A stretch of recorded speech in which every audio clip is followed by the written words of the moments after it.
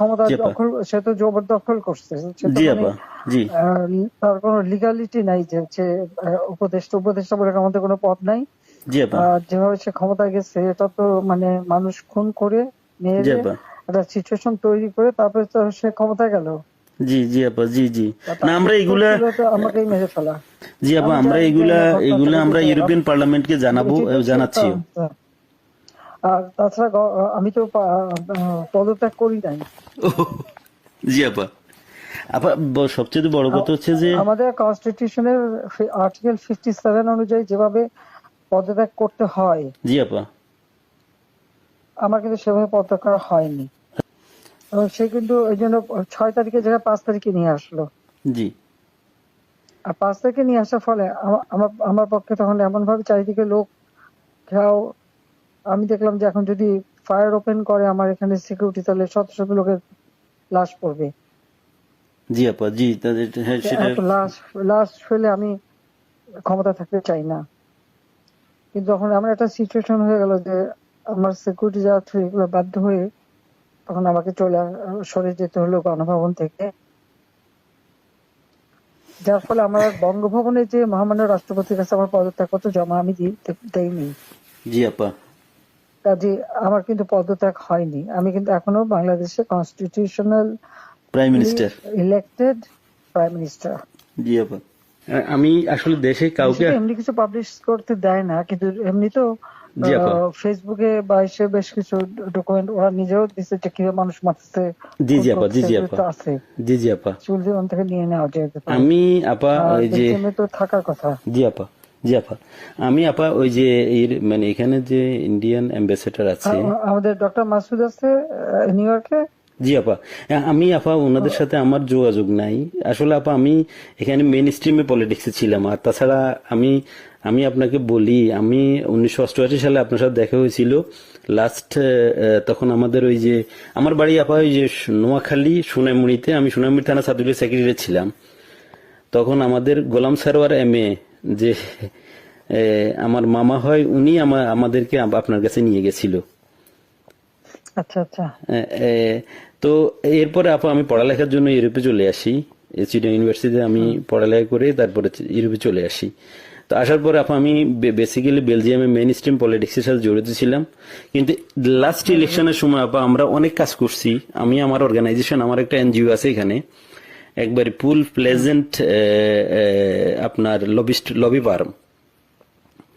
আমরা প্রায় গত ইলেকশনের আগে, এর আগে ইলেকশনের আগে আমরা প্রায় 180 জন এমপির কাছে আমরা চিঠি দিয়েছি যে কেন মানে বাংলাদেশ আওয়ামী লীগ গভর্নমেন্ট বাংলাদেশের প্রয়োজন। কিন্তু এবছর আমরা তারপরও কাজ করছি, কিন্তু পুরোপুরি কাজ করতে পারিনি।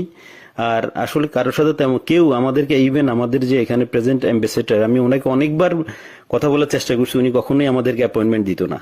কারণ আমি তো এখানে আবার আমি সারাদিন ইউরোপিয়ান পার্লামেন্টেই থাকি। এবং আমি ভিতরেই, তাহলে কেন দেবে না? কারণ আমাদের ইউরোপ পার্লামেন্ট আমাদের খুব দরকার। আপা আমি আমার এই আগামী মাসের প্রথম সপ্তাহে আমরা কনফারেন্স করব। আমি সিদ্দিক ভাইকে অন্যভাবে, সিদ্দিক ভাইয়ের সাথে আমার সরাসরি কথা হয়নি। আমার একজন, সে খুব বেশি একটা সুস্থ না, সে খুব বেশি একটা নড়তে চড়তে পারে না। জি আপা, জি, এখন আপা কার সাথে যোগাযোগ করব সেটা হলো কথা। আমি চাচ্ছি না যে, আমাদের বেলজিয়াম আওয়ামী লীগের তো নেতৃবৃন্দ আছে, ওদের সাথে কথা বললে ওরাই তো অনেক কিছু দিতে পারবে। ওরা আসলে, আমি বলছিলাম যে আমি শহীদ ভাইকে বলছি, আমি রতন ভাইকে বলছি, জাহাঙ্গীর চৌধুরী রতন ভাইকে বলছি যে আপনারা আমার কিছু ডকুমেন্টস, আমি নিজেই ডকুমেন্টস তৈরি করে দিয়েছি। তারা আরো চায়, যেমন কিছু এমইপি আমাদের বন্ধু বান্ধব আছে, খুব বেরি মানে অনেক ভালো বন্ধু এমইপি, তারাও জানে। তো তারা আমাকে বললো যে তুমি আমাদেরকে আরো কিছু ডকুমেন্টস দাও, আমরা এটা নিয়ে কাজ করব। মানে আমরা প্রায় 15 জন এমপির কাছে চিঠি লিখেছি আপা। ইউটিউবের যুগ, জি আপা, ফেসবুকের যুগ, সবই তো পাওয়া যায় এখন। জি আপা, আমরাও যা জি, পাচ্ছি ওখান থেকে পাচ্ছি। আচ্ছা আচ্ছা আচ্ছা আচ্ছা, তো জি আপা। ওখানে কালেক্টেড, আর আমাদের আওয়ামী লীগ ওখানে করলে পরে নিশ্চয়ই তারা কি করবে। ওরা ওরা তো আমাদের সাথে আছে, উনি ইয়েরাও আছে, যেমন তারাও দিতে শহীদ ভাই। পারবে। জি জি আপা। আর আমেরিকা থেকেও তো দেবে, দেবে না কেন? আমেরিকাতে আপা আমি ওই যে মানে কারোর সাথে আমার যোগাযোগ নাই।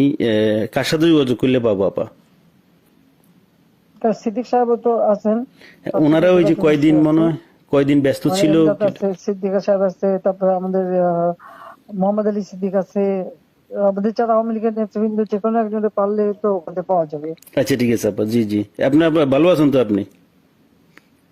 হ্যাঁ আমি ভালো আছি। আর আমি যখন পাওয়ার ছিলাম তখন অনেক ডকুমেন্ট, ওই যে মানুষকে মেরে ঝুলিয়ে রাখা এই রাখা এগুলি সমস্তই তো দিচ্ছি। আর সবচেয়ে বড় কথা আমরা হচ্ছে যে এগুলা আমি ডক্টর চাচ্ছি। ইউনূস ক্ষমতা জি আপা, দখল, সে তো জবরদখল করছে। সে তো জি মানে আপা, জি তার কোনো লিগালিটি নাই যে হচ্ছে উপদেষ্টা বলে আমাদের কোনো পদ নাই। জি আপা, যেভাবে সে ক্ষমতায় গেছে এটা তো মানে মানুষ খুন করে জি মেরে আপা, একটা সিচুয়েশন তৈরি করে তারপরে তো সে ক্ষমতায় গেল। জি জি আপা, জি জি। না তার আমরা উদ্দেশ্য এগুলা, ছিল তো আমাকেই মেরে ফেলা। জি আপা আমি আমরা জানি যে এগুলা না ঘটনাটা এগুলা আমরা ঘটেছে। ইউরোপিয়ান পার্লামেন্টকে জানাবো, এটি তো জানাচ্ছিও। আর তাছাড়া আমি তো পদত্যাগ করি নাই। জি আপা। আপা সবচেয়ে বড় কথা হচ্ছে যে, আমাদের কনস্টিটিউশনের আর্টিকেল 57 অনুযায়ী যেভাবে পদত্যাগ করতে হয় জি আপা, আমার কিন্তু সেভাবে পদত্যাগ করা হয়নি।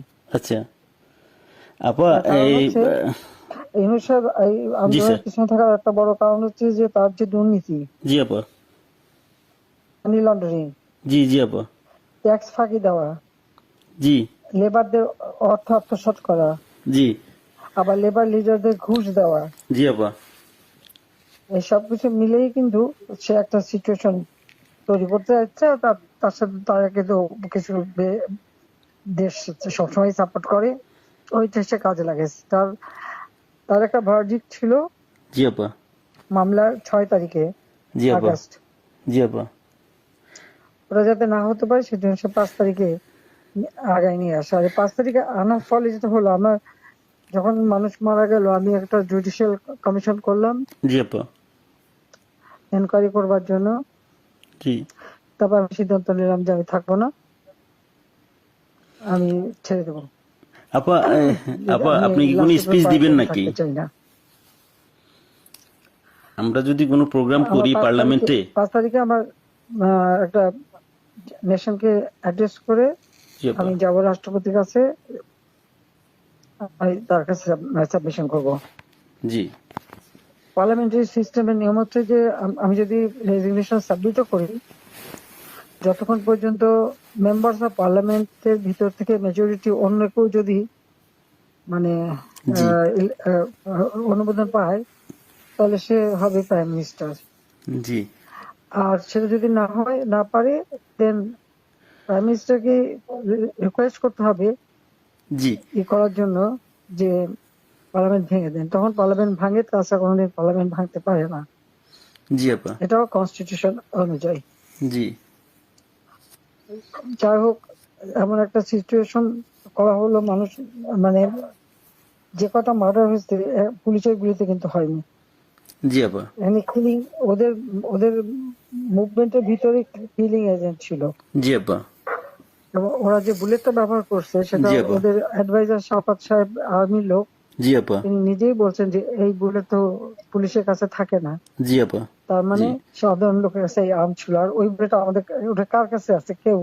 এবং আজ পর্যন্ত এই বুলেট সম্পর্কে কোনো তদন্ত নেই, বা এই রাইফেল কে ব্যবহার করছে কোনো তদন্ত নেই। এমনকি কিছু লোক, পুরুষ মানুষ জি বোরখা আপা, পরা, জি পুরুষ মানুষ বোরখা পরে জি আপা, যেমন ইন্ডাস্ট্রিতে আগুন দেওয়া থেকে শুরু করে এসে।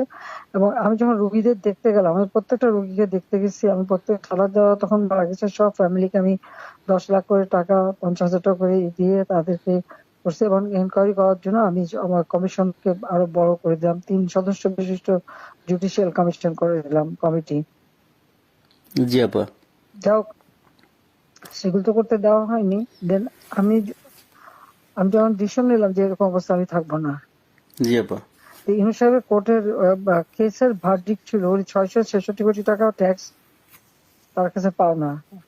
জি জি জি আপা, এর এটা তো মাফ আগে করে দিল। আরেকটা সে ছিল, তিনি কিছু টাকা পেমেন্ট করছে।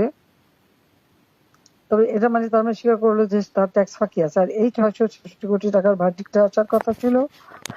আর গ্রামীণ ব্যাংকের এ পর্যন্ত যে টাকা 26,000 কোটি টাকা সে মানি লন্ডারিং করে বিদেশে নিয়ে যাচ্ছে, এটা অডিট রিপোর্টে বের হয়েছে। ও জি আপা, জি ওই ওই ওই ভার্ডিক্ট গুলি মানে ওটার উপরে তার বিরুদ্ধে কেস। এবং সে কিন্তু ওই জন্য 6 তারিখের জায়গায় 5 তারিখে নিয়ে আসলো। জি। আর 5 তারিখে নিয়ে আসার ফলে আমার আমার পক্ষে তখন এমন ভাবে চারিদিকে লোক ঘেরাও। আমি দেখলাম যে এখন যদি ফায়ার ওপেন করে আমার এখানে সিকিউরিটি, তাহলে শত শত লোকের লাশ পড়বে। জি আপা, জি তাদের, হ্যাঁ সেটা। এত লাশ লাশ ফেলে আমি ক্ষমতা থাকতে চাই না।